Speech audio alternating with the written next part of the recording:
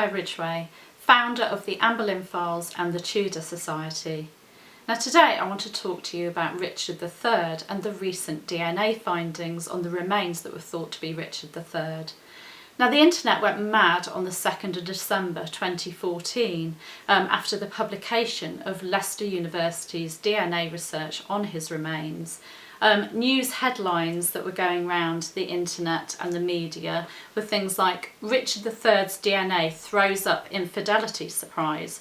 Was Richard III really a king at all? Richard III's DNA raises questions over the Queen's ancestry. Richard III's DNA shows Tudors may have no claim to the throne. Richard III's DNA exposes infidelity in England's royal family tree.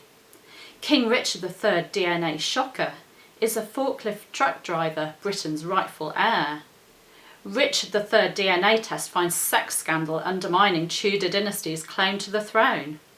Does Richard III's DNA question the Queen's right to the throne?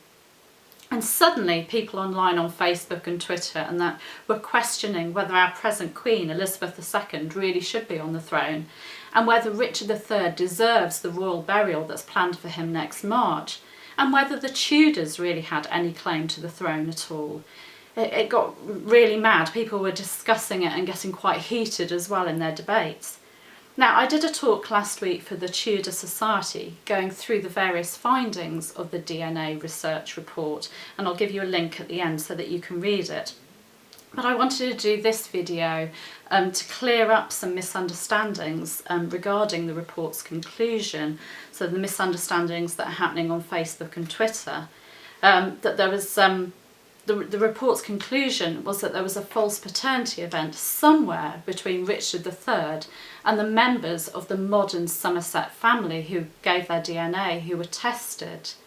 Now, the research that they did on Richard III's remains and the DNA, initially, because Richard III didn't have any surviving sons, what they did is to test whether the remains were really Richard.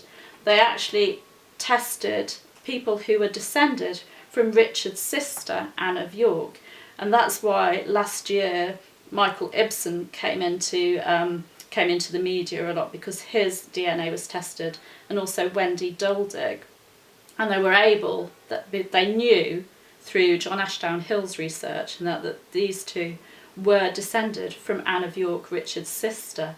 And so the DNA through the female line has shown that the remains that were found in the dig in Leicester were those of Richard, because the DNA matched here. But then they were testing the sort of male DNA. The problem was, with Richard III having no heirs, no male heirs, that to test the male DNA, they had to actually go up the family tree. Rather than going down like they did with the female line, they had to go up the family tree from Richard up to Edward, and then find people that descended down this line, and that's the modern Somerset family who gave their DNA to be tested. So it's quite complicated going up the family tree and back down again. People that descended from John of Gaunt, and the modern Somerset family who descended from John Beaufort, Earl of Somerset, who was son of John of Gaunt.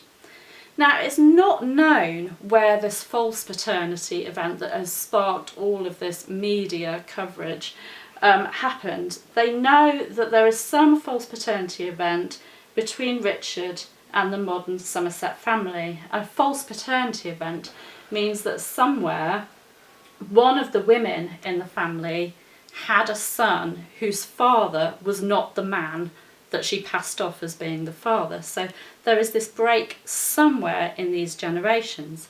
Now, Philippa Gregory wrote recently on her Facebook page the following quote, which has caused some consternation in sort of Tudor and Plantagenet kind of groups. Henry Tudor usurped the Plantagenet throne and killed Richard III, who was the last of the Plantagenet kings. Now the findings of his DNA suggest that one of his ancestors was the son of a secret affair, and that there is non-Plantagenet DNA in Richard's bones.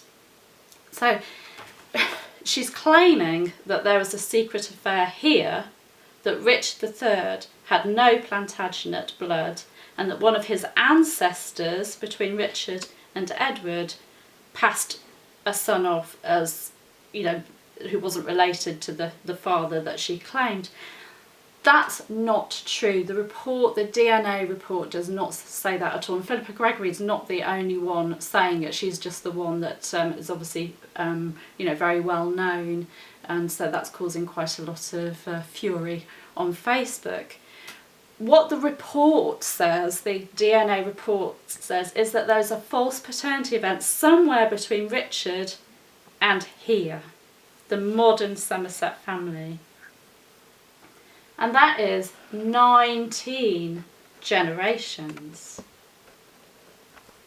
So from here, Richard, up to Edward III, and back down again to these modern Somersets here who gave their DNA for the male DNA research, there's 19 generations.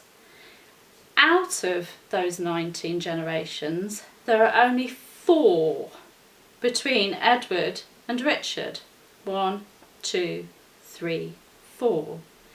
So statistically, the break is not likely to have been there at all. It could be, but statistically, it's more likely to be in the 15 generations on this side of the family tree. And the findings certainly did not conclude at all. Nothing was mentioned about Richard not having Plantagenet blood. If the break did happen, if we were certain that the break did happen over here between Edward and Richard, then Richard and his brother Edward IV wouldn't have a claim to the throne. If that break did happen here, then there was some kind of illegitimacy over here, and there would be that false paternity event, and it would affect their claims to the throne. If the break happened here, if John of Gaunt, who was said to be son of Edward III, and there was no rumour that he wasn't at the time, but if something happened there, if he wasn't really the son of Edward III, then that would affect the claims of Henry IV, Henry V, Henry VI, and also the Tudors' claim to the throne, because the Tudors, their claim came through John of Gaunt's son, John, Earl of Somerset. So it would affect all of those claims to the throne. But again, statistically, the break is more likely to have happened further down. Professor Kevin Shurer, who is a member of the DNA research team, he points out that only 5 relationships out of the 19 generations affect claims to the throne. So again, statistically, it's more likely to be a recent break. We actually have, I don't know whether you can see here, there's 13 generations between John of Gaunt and Henry Somerset, 5th Duke of Beaufort, who lived 1744 to 1803, and then you've got the further generations here. So statistically, it's more likely to have taken place in the more modern Somerset family. And also, the findings of the DNA showed that one of the modern Somersets was not related in a patrilineal way to the other Somersets tested. So we know that there is a false paternity event within 4 generations here because of the DNA testing between the Somerset males here. So statistically, it's more likely to have happened in more modern times. Now, there have also been claims, as I said, that Elizabeth II is not the rightful queen due to these DNA findings. But as John Ashdown Hill has pointed out in a recent interview on the Nerdalicious blog, the Queen's right to the throne is based purely on the 18th century Act of Parliament, which was the Act of Settlement of 1701 anyway. So that's what her right to the throne is based on. In addition, the Queen's descent from the medieval royalty is down 2 lines. We have one line, the House of York, via Elizabeth of York, Henry VII's Queen Consort, and the Beaufort family, ancestors of the Somersets, from Henry VII. So, okay, although those 2 lines are all sort of linked to Henry VII, again, statistically, she's her claim could be perfect because it could be more modern. It's more likely to have been more modern. Now, while we don't know where a break in the paternal line is, as I said, it's more statistically likely to be in the Somerset family. It would be very, very unlikely for both of the lines from the Queen backwards to be flawed.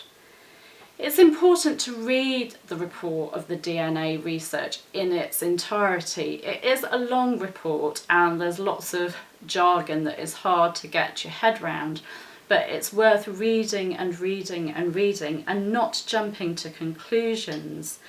We also have to consider as well that whatever the DNA tells us today, I mean, we might find out more and more as the research goes on, that whatever the DNA tells us today, monarchs like Richard III, Edward IV, Henry IV, Henry V, Henry VI, they all had valid claims to the throne through their family tree. They didn't have DNA to go on. They worked on family trees and their claims were accepted. DNA findings today do not change history. I will give links at the end so that you can read the report in its entirety, but I hope that that's blown away some of the misunderstandings and misconceptions that there are out there. Thank you. Bye bye.